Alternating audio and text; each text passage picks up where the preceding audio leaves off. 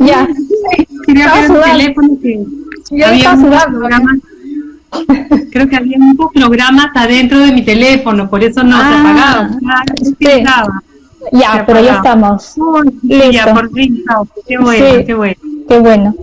Yo les estaba presentando un poquito, contándoles que trabajábamos juntas en el consultorio, ¿no? Para que supieran un poco por qué lo estamos haciendo juntas también. Claro, claro. Sí, pues bueno, creo que es un buen momento para hablar de este tema, no solo por lo bueno que es para la salud y el sistema cardiovascular, sino justamente que el COVID hoy en día es ahora un factor de riesgo, lo que vamos, el tema que vamos a tocar ahora, ¿no? Creo que es bien importante para todos. ¿No? Es más, ha salido en la norma, sí, todos, en la norma técnica, no sé si han visto, bueno, se ha publicado un reglamento del Estado en la que las personas que sufren de obesidad no pueden volver a la oficina, ¿no? Es uno de los factores de riesgo considerados dentro del COVID. Exacto, ¿no? Y se ha visto que muchas muertes se han dado por una coagulación excesiva, aparentemente, ¿no? Y se ha habido infartos y se ha complicado el cuadro por la coagulación. Sí, ¿no? A ver, en eso les voy a explicar un poquito cómo vamos a hacer la reunión. Vamos a hablar un poquito de la relación entre coagulación y COVID-19. Esa parte la voy a hacer yo. Y luego Gerald nos va a contar todos los nutrientes y alimentos que podemos utilizar para prevenir esos estados procoagulatorios. Y yo voy a hablar sobre todos los alimentos que tienen el efecto contrario, que van a estimular un estado procoagulatorio, o sea, de procoagulabilidad. ¿No? Procoagulatorio, sí, pues. Sí, procoagulatorio, ¿no? Entonces, nada, empezamos, ¿no? Sí, claro. Sí, a ver. No, ahorita, es corto. Sí, si no nos votan. Yo quería empezar contándoles un poco que en el caso del coronavirus actual, o sea, el SARS-CoV-2, el principal factor de riesgo de complicación es una inflamación sin control, ¿no? Las personas no fallecen por el mismo virus, sino por la respuesta inmunitaria que genera este virus, ¿no? Se ha visto que hay un estado proinflamatorio muy fuerte, que está asociado a unas células que se llaman macrófagos, ¿no? Y que finalmente este estado inflamatorio elevado promueve la formación de coágulos, ¿no? Y es por eso que se ha visto tantos casos de personas con muertes por una elevación en la producción de coágulos, ¿no? Son microcoágulos en realidad, y esto pasa porque este estado inflamatorio tan elevado empieza a dañar las membranas que tapizan los vasos sanguíneos. Cuando se ve que hay un daño en los vasos sanguíneos, hay unas células que se llaman plaquetas que empiezan a agregarse y a formar estos coágulos. Entonces, era simplemente explicarles un poquito por qué está pasando, ¿no? Y ocurre más en las personas que se inflaman más. ¿Y quiénes son las personas que se inflaman más? Pues las personas que tienen sobrepeso o obesidad, o las que tienen hipertensión, o aquellas personas que tienen una enfermedad autoinmune de base, porque hay muchas personas, bueno, yo veo muchos en el consultorio que toman anticoagulantes también, ¿no? Porque ya tienen un estado, ya tienen un estado elevado de coagulación. Ya tienen un estado procoagulatorio antes de adquirir el virus, ¿no? Entonces es importante que estas personas piensen por qué están en este estado, ¿no? Y bueno, esta es la principal relación que hay entre el COVID-19 y estos estados procoagulatorios que estamos viendo, ¿no? Sí, pues sí. Y bueno, se ha visto porque las personas que están en un tratamiento anticoagulatorio tienen mejor pronóstico, ¿no? Que las personas que no toman estos anticoagulantes cuando han sido recetados por un médico. Pero a través de la nutrición también podemos hacer un montón, ¿no? En realidad se han visto poblaciones como por ejemplo las esquimales hace muchos años que los investigadores estaban sorprendidos porque la gente de esquimal cuando se hacía una herida, se morían, pero digamos, de un desangrado, porque no coagulaba su sangre. Sin embargo, en estas poblaciones nadie moría de infartos, no formaban coágulos, ¿no? O sea, era bueno y malo, ¿no? Claro. No es bueno estar tan anticoagulado como estar tan procoagulante como en general las personas que comen lo que conocemos como comida chatarra, pues, ¿no? Azúcar, grasas, etcétera, tienen un sistema coagulante, digamos, sus sistemas sanguíneos, el tejido sanguíneo es procoagulante, versus una persona que come saludablemente. Y entonces el aceite de pescado es un elemento importante para todos nosotros hoy en día para tener algún grado de anticoagulación o no estar muy procoagulantes. Esto ya se sabe hace mucho tiempo, ¿no? Se han hecho muchísimos estudios al respecto y es, por un lado, antitrombótico y antiinflamatorio. Entonces, vale la pena el consumo cotidiano de pescado de mar, por ejemplo. Yo veo mucho en la consulta que la gente dice, ay, sí, yo como pescado, como 2, 3 veces por semana, pero como tilapia, ¿no?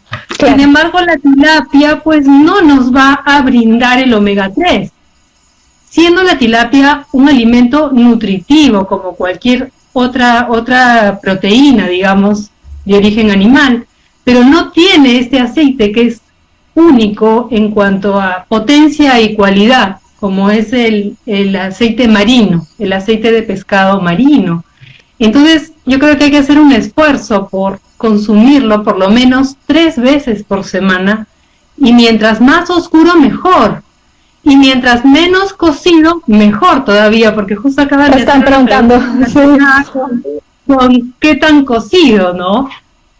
Entonces, ¿qué pasa? Que cuando el aceite de omega 3 se cocina mucho, también se destruye un poco. Entonces, mientras menos cocido, mejor, ¿no? Ligeramente cocinado, en una pasadita, el ceviche es la mejor opción, ¿no? Sin embargo, también tiene sus contras, en el sentido de que también lo crudo, también corres un riesgo a que te dé una infección por otros motivos, ¿no? Por, digamos, una falta de higiene, que ahora también es importante cubrir esa área que a veces no se le da la importancia que requiere a la higiene de la cocina, ¿no? Todo limpio, bueno, sobre todo si viene alguien de afuera, tener el tapabocas, lavado de manos, lavado de manos permanente, ¿no? Pero si estamos en casa, claro, no es necesario el tapabocas, porque no nos movemos, digamos, de la casa, ¿no? Pero esos efectos relacionados con el calor son buenos y malos, por eso mientras menos cocción, más nutritivo o más vamos a aprovechar este omega 3 en su mejor estado, ¿no? En su mejor, sin desnaturalizarlo mucho, y aprovechar este efecto antiinflamatorio y anticoagulante, Sofía. Gerald, acá te preguntan, se están preguntando, bueno, uno por sardinas, ¿no? Y también están preguntando por el aceite sachainche. Yo creo que sería bueno de explicarles a la gente la diferencia entre un omega 3 vegetal y uno marino, ¿no? Sí, las sardinas tienen, pero no van a tener, digamos, como ha pasado por un autoclave con mucho calor, porque son latas, ¿verdad? Es el producto enlatado. Tiene un poco omega 3, pero está un poco desnaturalizado por el calor intenso por el que ha pasado a la hora del procesamiento en calor de las latas. Sí tiene, pero digamos que poco. Mejor es el pescado fresco, poco, no tan cocido. Esa es la mejor opción. Sin embargo, acá no encontramos sardinas frescas, porque la sardina es un pescado muy grasoso, y eso es lo que debemos siempre preferir, pescados grasos. Acá tenemos el bonito, el atún, tenemos la anchoveta, ¿no? La anchoveta. Sin embargo, es difícil de comer así frito, ¿no? Mejor es comprarlo en las latas, que son bastante ricas. Vamos a aprovechar un poco de todas maneras del omega 3 que contiene. Pero el perico, por ejemplo, cuando está de temporada, adquirirlo, consumir el perico. Actualmente yo compro pescado congelado que viene del norte, ¿no? Es bastante blanco, pero los pescados blancos también tienen omega 3, no tanto como los oscuros, pero sí tienen una buena cantidad todavía de omega 3, porque requerimos comer aproximadamente entre 1 y 3 gramos diarios de omega 3, que sí te lo puede dar 100 gramos de pescado blanco, y unos 3, y el triple, un pescado oscuro aproximadamente, ¿no? Entonces, creo que eso es importante. Recuerden, tilapia y trucha no tienen omega 3.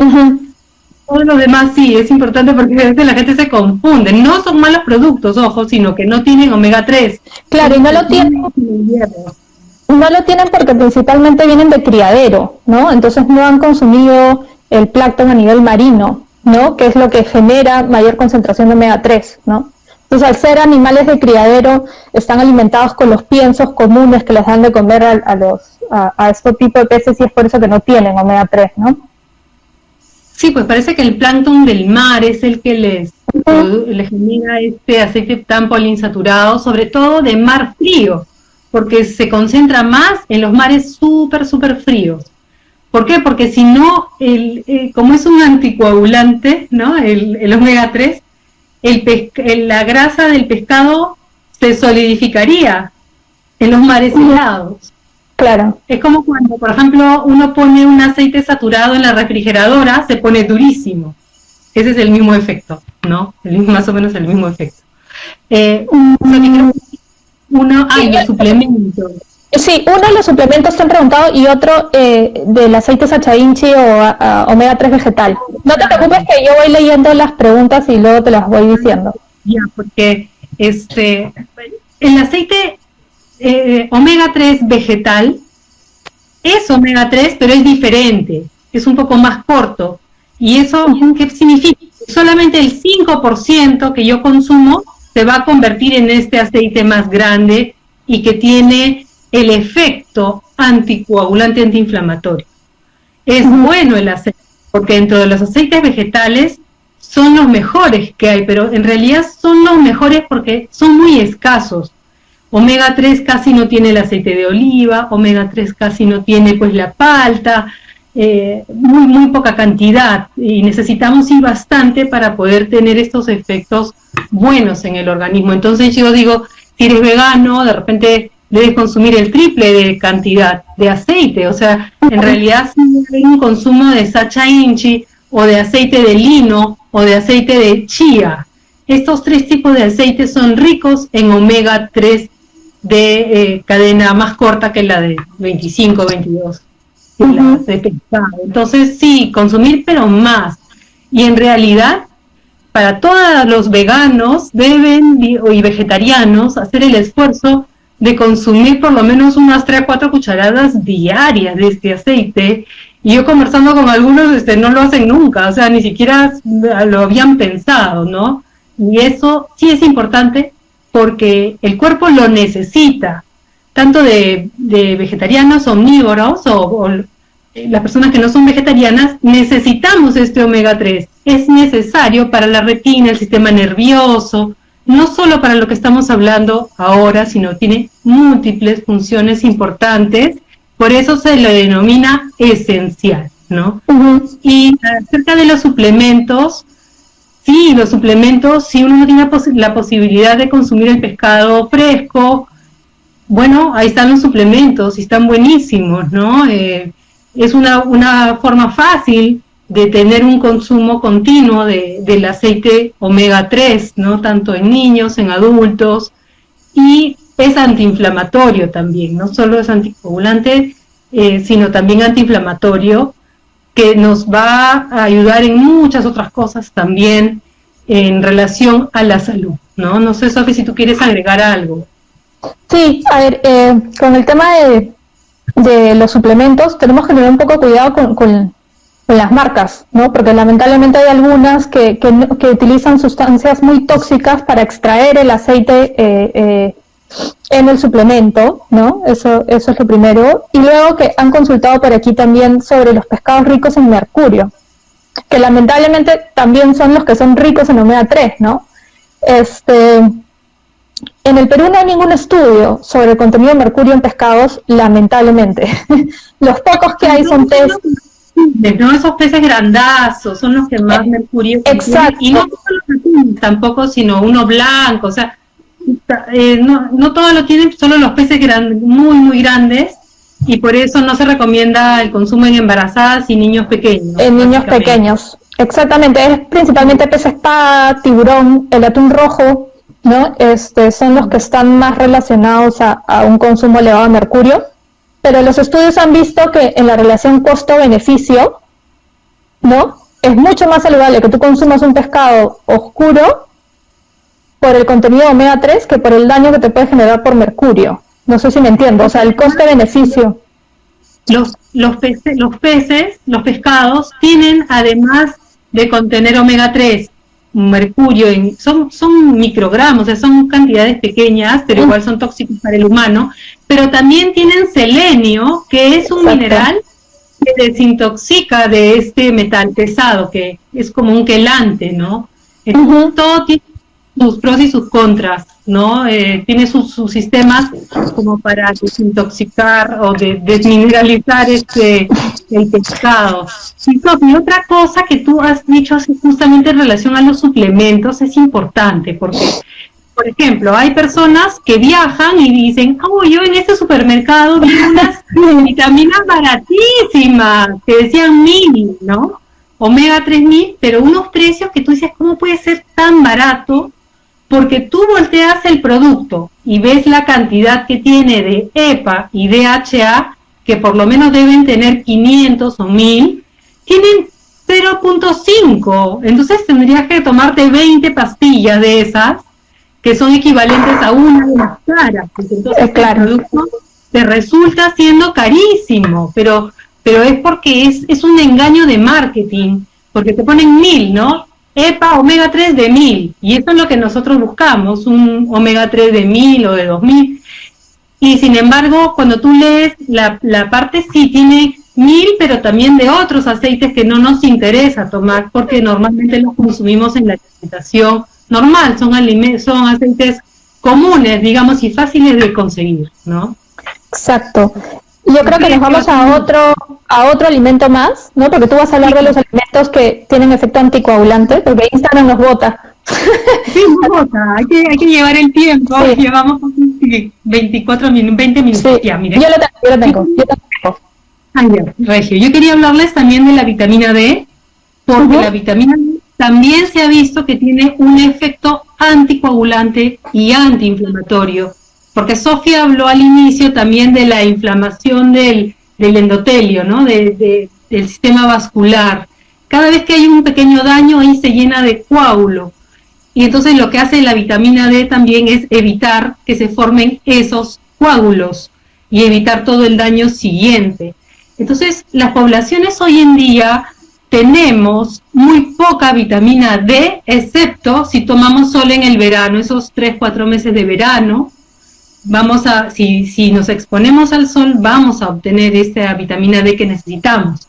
Pero si no nos exponemos y pasa todo el invierno, que estamos bajo techo, no nos exponemos mucho al sol, y si nos exponemos al sol nos echamos bloqueador. Entonces evitamos la síntesis de vitamina D que se genera a través del sol y la piel. Y tiene efectos importantes antiagregatorios. Entonces, ¿qué pasa? Que los alimentos casi no tienen vitamina D, excepto los hígados de los animales, la yema de huevo y los rayos del sol. Son casi los únicos alimentos que la contienen. Entonces, yo creo que o tomar solo unos 10 minutos diarios o tomar también alguna suplementación. Es interesante que puedan hacerse un examen de vitamina D en un laboratorio, así salen de dudas y miran sus niveles. Pero de todas maneras exponerse a la luz es bueno, así no haya sol, esté nublado, porque desgraciadamente ya se empezó a nublar, sí. Los días ya se empezaron a nublar, en la sierra no siempre hay sol, ¿no? Pero acá en Lima tenemos ese problema, y exponerse, de repente estar en manga corta o estar cerca de una ventana, unos 10 minutos, 20 minutos diariamente, y eso nos va a dar una buena cantidad de vitamina D. es muy necesaria, no solo para todo el efecto de anticoagulación, que es lo que queremos enfatizar en este conversatorio, sino en general para el estado anímico, para todo, para la artritis, la gente que tiene inflamaciones, en general todo tipo de inflamaciones, el hueso, la densidad ósea, son múltiples los beneficios de la vitamina D, y ha sido un poco olvidada, ¿no? Ha sido un poco olvidada y en los últimos años se le ha empezado a dar la importancia que tiene. La yema de huevo, no la boten y siempre consuman. Jamás. El colesterol no elevado y la yema de huevo hasta hoy, ya en estas épocas, porque ya se desmitificó el tema de la yema de huevo hace muchos años y es casi el único alimento cotidiano que nos brinda el 100% del requerimiento de vitamina D al día. Es bastante. Es un montón. Incorporen en su dieta cotidiana la yema de huevo, hasta 2 diarias se pueden comer y algunos días pueden comer más de 2, no pasa absolutamente nada. Dietas aromáticas también me gustaría que incorporen en sus comidas. El comino, por ejemplo, tiene también propiedades anticoagulantes, los ajos, las cebollas, ¿no? Y eso nos va siempre a ayudar a tener un sistema circulatorio más saludable, y si desgraciadamente nos contagiamos con el COVID, nos va a ayudar también para evitar todos esos efectos inflamatorios y coagulantes. Entonces mucho comino, mucho ajo, pescado, yemita de huevo, vitamina D, creo que son alimentos importantes que van a ayudar a mantener un sistema químico anticoagulante en el organismo, ¿no? Han preguntado si el día no está soleado, si está nublado, si igual hay síntesis de vitamina D, creo que tú ya lo comentaste. Sí, porque depende más de la radiación ultravioleta. Exacto. Entonces, igual hay síntesis. La cosa es no estar pues todo cubierto, sino tener un poco del cuerpo descubierto, las mangas, ¿no? Las piernas. Para poder recibir sol, ¿no? Yo bueno, cuando se pueda salir a buscar el sol también, ¿no? Cineguilla, Chaclacayo, buscar un poco la luz para reponernos de vitamina D. Sí, y también si les preocupa el tema de radiación solar y cáncer de piel, lo que pueden hacer es tomar el sol a primeras horas de la mañana, ¿no? Para evitar el efecto de la radiación ultravioleta, porque recuerden que es tomar sol sin protección o con una protección menor a 25 de filtro, porque si no, no lo van a sintetizar, ¿no? Pues también 10 minutos, 20 minutos y de ahí ya cubrirse un poco, ¿no? Ya y de ahí te pones exactamente. Claro. Sí. Yo les quería comentar un poquito por qué la obesidad está relacionada con esta coagulación intravascular diseminada, que es así como se llama, ¿no? Se forman como pequeños coágulos en diferentes zonas del cuerpo, por eso se dice que es diseminado, y por otras zonas del cuerpo tú ves de que no hay coagulación. Por eso a estas personas que están teniendo COVID-19, cuando les sacan los análisis de sangre, ven que sus plaquetas están bajas, fibrinógeno bajo, que son varios factores de coagulación, y es porque se están usando en estos coagulitos en diferentes partes del cuerpo, ¿no? Y lo que lo ha estimulado es el estado inflamatorio. Y el problema es que muchas de las personas con sobrepeso y obesidad, desgraciadamente cuando se contagian con COVID-19, ya están inflamados, o sea, llegaron inflamados al momento del contagio, ¿no? ¿Por qué? Por la misma obesidad o sobrepeso. Y acá quería explicarles un poquito por qué es que la obesidad te genera más riesgo de tener este tipo de síndromes, ¿no? De coagulación intravascular diseminada. Bueno, pues resulta que la grasa que está acumulada a nivel visceral, es decir, a nivel abdominal, en la cintura, ¿no? Esta grasa tiene la capacidad de producir factores de coagulación. Entonces, muchas veces las personas creen que la grasa es ahí una grasita que está ahí, que es solo de protección contra el frío, ¿no?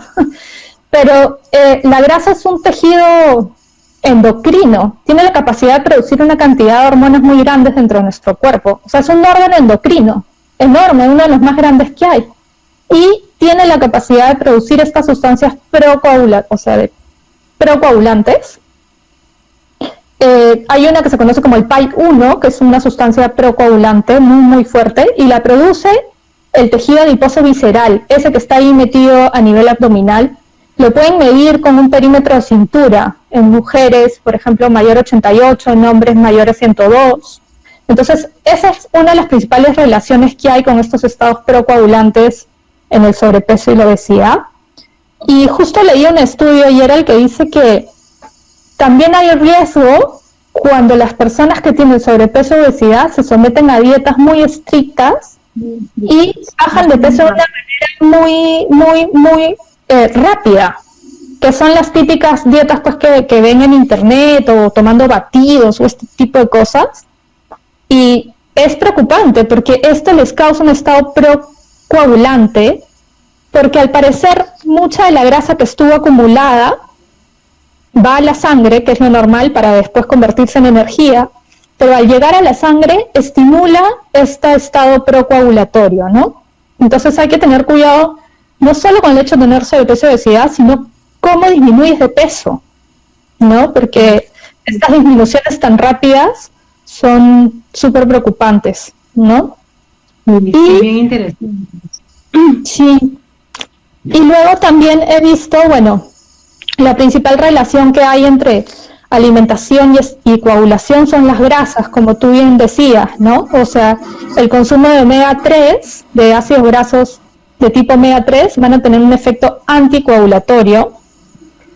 Y por el contrario, el consumo de grasas de tipo omega 6 tiene un efecto procoagulante, ¿no?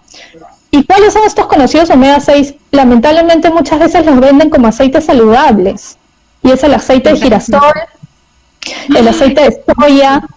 De soya, ¿no? De maíz, de canola. De canola, y la gente cree que están comiendo un buen aceite y que eso les va a hacer un efecto saludable, pero no.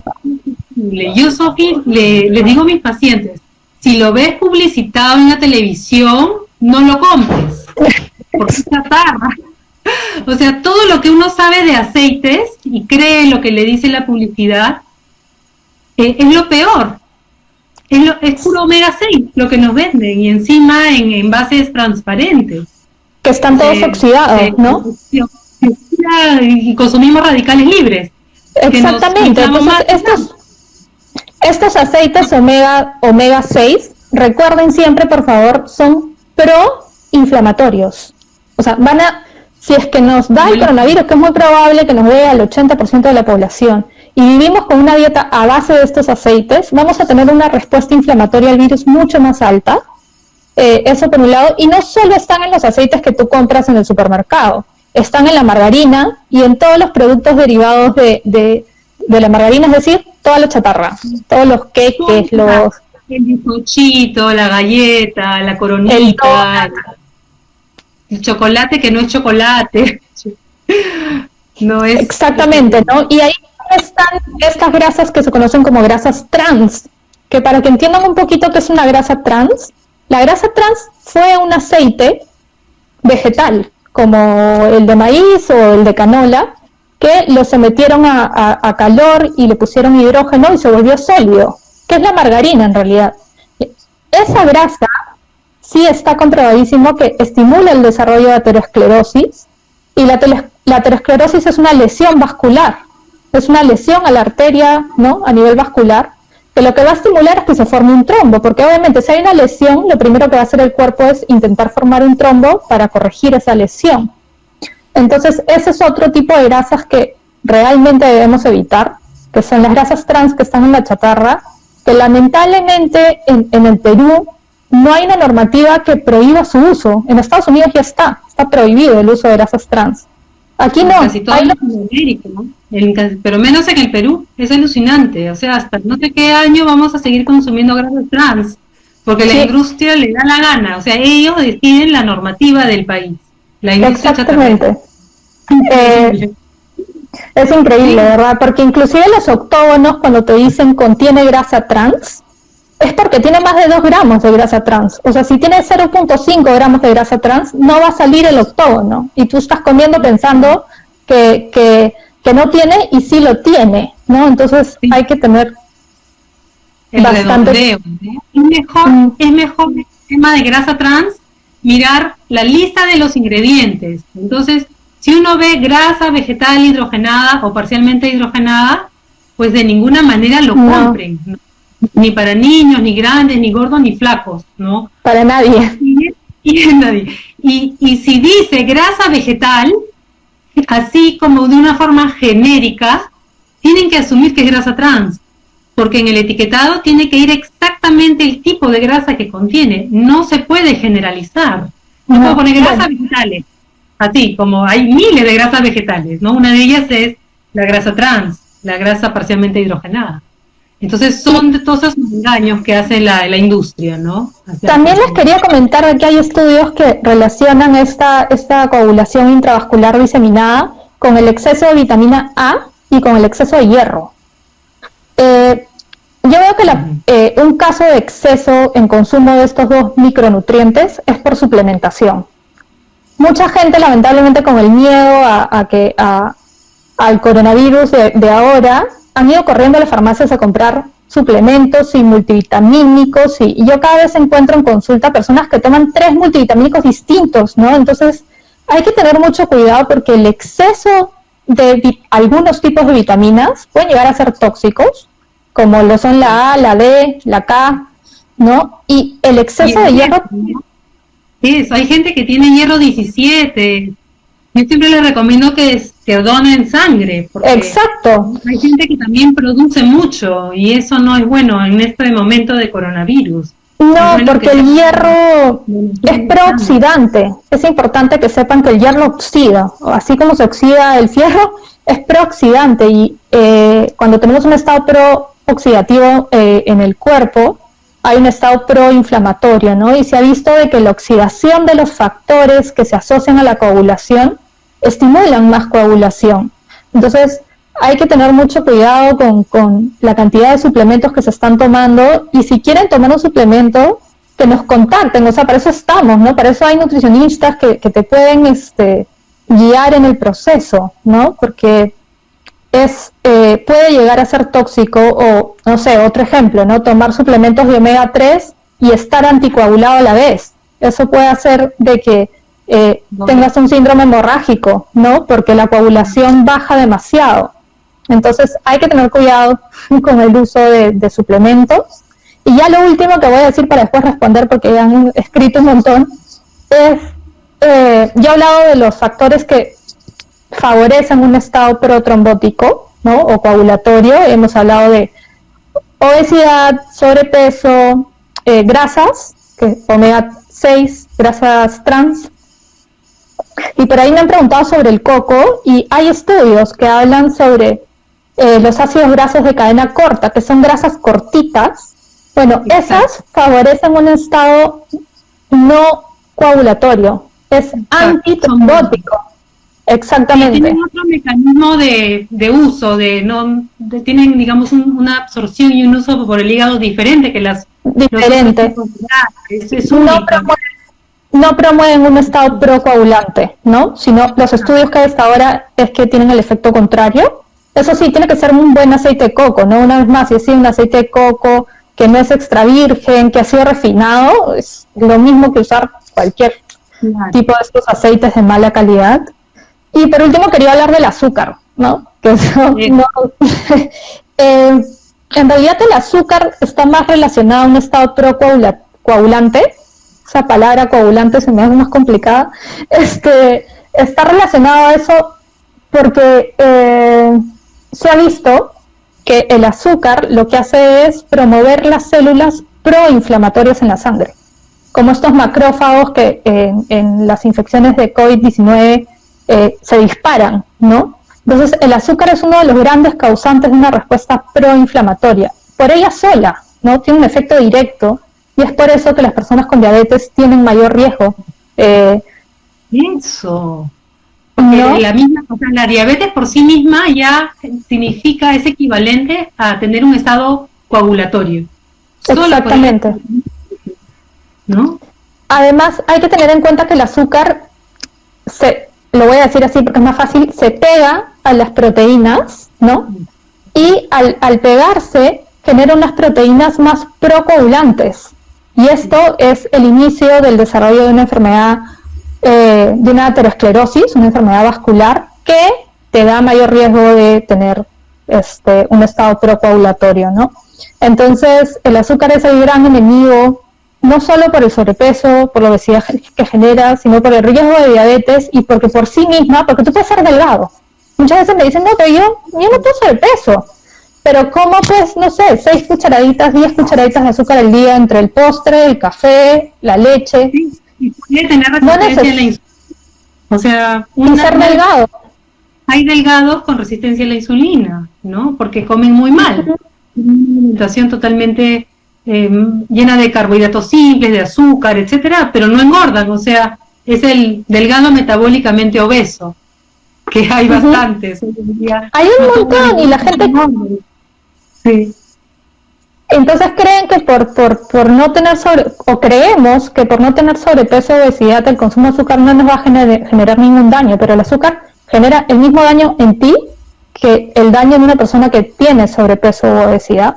Entonces hay que tener en cuenta eso. Y bueno, por último también en temas de coagulación está relacionado el sueño y el manejo del estrés. O sea, si estamos durmiendo mal, si no estamos haciendo ejercicio, si no tenemos un buen manejo de emociones, también se ha visto que hay una relación con un estado procoagulante, ¿no? Entonces, hay que cuidarlo todo en la medida de lo posible. Sí, pues hay una combinación, ¿no? Entre inflamación, coagulación, también ingesta, ¿no? Hay gente que come una dieta muy monótona, a veces no pueden salir a comprar distintos ingredientes, frutas, verduras, y comen todos los días papas fritas y carne frita, ¿no? Entonces, esto con los años va alterando toda su química de coagulación. Es momento de cambiar, ¿no? Quizá este momento COVID es un momento de reestructurar tu alimentación. Y como decía una persona acá en una pregunta, ¿cuál era nuestra opinión sobre el reglamento que ha habido? Sí, acá estoy leyendo. No, o sea, a mí me parece una medida que todavía no termino de digerir bien, ¿no? Porque linda pues también con la discriminación, pero es en realidad protección también, porque por toda esta desregulación que hay metabólica, ¿no? En las personas con sobrepeso, porque definitivamente hay mucho más personas con sobrepeso que tienen complicaciones COVID. Entonces es difícil de dar una opinión, no sí o no. Yo creo que la medida ha debido venir acompañada, yo sé que es muy rápido y es muy complicado, pero que durante este tiempo se empiezan a desarrollar medidas a nivel del Estado que ayuden a estas personas con sobrepeso, obesidad, diabetes, a mejorar su estado metabólico, porque obviamente les dices, quédate en tu casa, pero no hago nada para ayudarte para revertir ese estado. Entonces es importante que, bueno, si el Estado no lo promueve, bueno, que las personas con sobrepeso y obesidad intenten buscar medios de comunicación como o cuentas, o Facebook, de personas calificadas, porque lamentablemente en redes hay muchísimas personas que no tienen el título de nutricionista o de médico y dan sugerencias que pueden llegar a ser tóxicas, ¿no? Entonces, es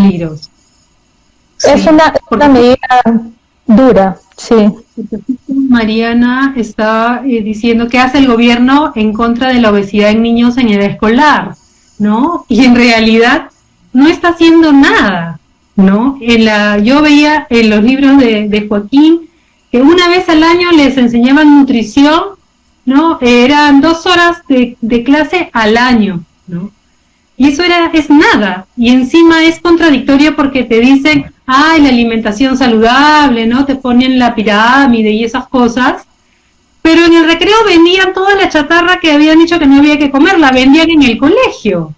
Entonces, no tiene lógica, ¿no? Es como decir que el cigarro es malo, pero venderlo también en el colegio.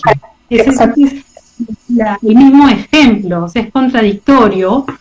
Y no hace nada. Hasta el año pasado, a pesar de que hay una ley, una normativa, un reglamento, los colegios están llenos de chatarra. O sea, es una ley, es solamente un papel escrito, porque nadie lo cumple. los directores de las escuelas no les interesa, no sé por qué. Creo que habrán 10 colegios que son saludables en el Perú. No hay más. No hay más. Sí. Porque al director le preocupa la nutrición, pero al que no le preocupa, no lo implementa. No tiene lógica. No nos queda otro que hacerlo de forma individual, porque lamentablemente el Estado ahora está sobresaturado y lamentablemente creo que no van a enfocar su atención ahora en planes de prevención y tratamiento de obesidad para la población, que tenemos cifras bastante altas de sobrepeso y obesidad en el Perú. Sí, pues, una situación crítica, porque ahora las escuelas podrían hacer campañas a través de la educación que se está dando online. Hacia la, ¿no? Podría haber alguna intervención así, ¿no? Pero también tú, ¿qué le puedes exigir a una familia que de repente no está trabajando? Porque pues la mitad del país nos hemos quedado sin trabajo. Sin trabajo. Sí, a nosotros los clientes han reducido, atendemos al 10% de lo que atendíamos antes, ¿no? Entonces, hace 2 meses que no trabajamos y ya no van a exigir que comamos pues algo que no podemos ni siquiera comprar, ¿no? No sé, estamos en una situación bien complicada. Complicada. Bueno, hagamos lo mejor posible, ¿no? Nos preguntan, me lo preguntan a mí, si considero la mantequilla una grasa saludable. Acá voy a meter una bomba atómica, yo sé que muchos nutricionistas no lo van a creer. Cada vez hay más, la mantequilla, si algo bueno tiene los lácteos, yo digo que es la mantequilla, porque si ven mis historias, yo considero los lácteos un alimento proinflamatorio por el tipo de proteína que tiene, pero la grasa que tiene, como son ácidos grasos cortos, en un consumo adecuado, obviamente, no en cantidades enormes, no considero que tenga un efecto proinflamatorio, ¿no? La puedes usar para cocinar, ¿no? La mantequilla, porque además tiene bastante soporte del calor, pero considero que la han satanizado mucho en relación a lo que no se ha satanizado de aceites vegetales, por ejemplo, ¿no? Entonces me preguntan sobre eso y sobre el aceite de coco que ya hablamos, que no hay un efecto procoagulante con su uso y se puede utilizar para cocinar. Sí, pues yo es un poco lo que les digo a mis pacientes. Todo lo que uno sabe de aceites y de grasa es al revés. Todo lo que uno sabe es absolutamente al revés. Pensaba que el aceite de coco, el aceite de lácteos eran los peores y el aceite de palma, y ahora son pues los mejores. Estos saturados que no se alteran con el calor, ¿no? Con el calor. Los que se consideran mejores, estos canola, maíz, girasol, pues hasta ahora se los pone como si fueran lo mejor. Ponen hasta un corazón en la publicidad, ponen a niños en la publicidad como que los padres tienen que cuidar a sus hijos con este tipo de aceites para hacerles bien. O sea, es todo un tema muy emotivo en relación a un aceite que es una porquería, que nos va a inflamar y nos va a inflamar. O sea, la publicidad no tiene límites para mentir y para tratar de vender su producto. Gerald, te preguntan también sobre aceite de oliva. El aceite de oliva es un aceite muy antiinflamatorio por los aromas que tiene, los colores, ¿no? Esa parte de las plantas que le dan esta cualidad al aceite de oliva. Y sin embargo, el monoinsaturado no es coagulante, ¿no? También he visto muchos estudios contradictorios en que sí es anticoagulante. No sé tú qué opinas, Sofi. O sea, a mí me parece que es bueno, tiene que ser parte de la alimentación porque ayuda a desinflamar. Hay que consumirlo siempre, como el omega 9, ¿no? Hay que consumir como los 3 aceites en cantidades equivalentes. Lo que pasa en la alimentación cotidiana es que muchos consumen solo omega 6. Exacto. Ese es el gran problema, ¿no? Sí, en omega 9 leí un poquito y también vi los mismos estudios, ¿no? Que dice que a nivel de coagulación no tiene un efecto ni pro ni anti, o sea, es neutro a nivel de coagulación, pero sí es importante incluir la grasa monoinsaturada, que es el omega 9, el aceite de oliva, la palta también lo tiene, porque disminuye los niveles de LDL, mientras que aumenta los niveles de HDL, que es el colesterol bueno, ¿no? Y lo bueno es que este tipo de colesterol, este tipo de aceite lo que hace es que haya un balance saludable en el colesterol, porque este es otro gran mito, ¿no? Tengo que tener los niveles de colesterol lo más bajo posible. No, niveles muy bajos de colesterol están relacionados con trastornos a nivel mental, ansiedad, depresión, Alzheimer, Parkinson y un montón de trastornos a nivel neurodegenerativo. Entonces, dejemos de tenerle tanto miedo al colesterol. Yo le tendría más miedo a tener valores muy bajos de colesterol en sangre, que estén por debajo de 150 en colesterol total. Y bueno, lo bueno del omega 9 o el aceite de oliva es que no lo baja, sino ayuda a que haya un buen balance entre el bueno y el malo, ¿no? Sí, pues los aceites, digamos que lo que uno consume en aceites define tu estado nutricional, es uno de los factores principales, ¿no? Es más, mira, si les toman una muestra de tejido graso hoy día, te pueden decir lo que has consumido en los últimos 4 años, es tu composición, sí. Ahí está, en tu cuerpo, o sea, tu química se altera hacia bien o hacia mal de acuerdo a lo que comes y eso impacta en las enfermedades tanto de ahora como las que te van a venir de acá a 5 o 10 años, porque todo esto está relacionado con los trastornos crónicos. No es que uno se vuelve coagulante de un día para otro, ¿no? Es toda tu historia de los últimos años de comida, es tu hábito, pero es reversible. O sea, es momento de cambiar. Si no consumías omega 3, pues empieza a hacerlo. Claro. Si no puedes comprar pescado, si eres alérgico, si no te gusta, pues empieza con los de aceite de Sacha Inchi o de linaza, tomando cucharadas, porque en verdad los aceites vegetales son bien feos, no son horribles, no sé, ¿qué te parece a probar el aceite de Sacha? Sí, es horrible. Sí. Te lo tomas como si te estuvieras tomando una pastilla y ya. O en pastilla, ¿no? Pero uno tiene que consumirlo, o sea, nuestro sistema nervioso, el cerebro, el sistema vascular lo necesitan. Y la mayoría de personas no lo consumen. Igual el aceite de oliva, ¿no? Y el aceite de coco, también como un elemento bueno para la cocina, para freír, porque no se altera su consumo, ¿no? Yo durante el doctorado tuve la oportunidad de medir la cantidad de grasa que había en las membranas de las células, ¿sí? O sea, tenemos que tener en cuenta que la grasa, uno de los lugares donde también está, es en la membrana, es decir, en lo que recubre tus células. Entonces, tú cuando mides eso, puedes detectar el tipo de alimentación a nivel de grasas que has tenido, ¿no? Hay un médico en España, que es el doctor Cubrías, que lo pueden buscar en Instagram, que él ahora está midiendo cuánto omega 3 hay en estas células de las personas que han tenido estos problemas de coagulación. Es más, la midió en un chico, un deportista de élite que jamás nadie pensó que él se podría complicar por un COVID-19 y se complicó y terminó en UCI. Y cuando vieron la cantidad de omega 3 que habían en sus membranas era nula. El chico vivía de aceite vegetal, omega 6, ¿no? Seguro tomaba sus proteínas, y nada de pescado, nada de productos. Exactamente. Y ya para terminar, Gerald, perdón, sí, antes de que nos voten, te están preguntando un poco ¿qué alimentos son antiinflamatorios? Yo sé que ya los has dicho bastante, ¿no? Pero de repente volvérselos a repetir. Claro, antiinflamatorio, el aceite de pescado, no consumir azúcar, ese es el primer paso. Eliminar el azúcar de tu casa, simplemente, o sea, simplemente ves el azúcar y la eliminas, o sea, no hay que consumirla, ni golosinas, tienen 50%, 60% de azúcar. Los cereales en caja para niños son 60% azúcar, más de 50%. Son golosinas. Todo eso hay que evitarlo porque nos inflama, nos hace mucho daño, nos hace procoagulantes, evitar la diabetes, bajar de peso.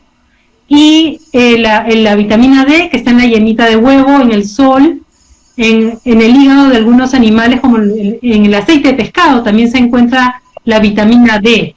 O sea que en el pescado marino tenemos muchos nutrientes importantes y muchos condimentos, comino, anticoagulante, ajo, cebollas, hierbas verdes, y también quería no dejar de decirles lo morado también. Los berries, la chicha morada, todo lo de color morado tiene una acción antioxidante y antiinflamatoria muy importante, porque es como un proceso, ¿no? Inflamación, coagulación, ¿no? Y bajar de peso. El peso ideal reducido de una manera pausada, no de manera radical, va a hacer que no tengamos un metabolismo procoagulante, ¿no, Sofía? Sí, entonces yo creo que, bueno, además de frutas y verduras, ¿no? O sea, hay personas que no consumen una verdura en todo el día, ¿no? Y consideran verdura el ajo que se añadió al guiso, ¿no?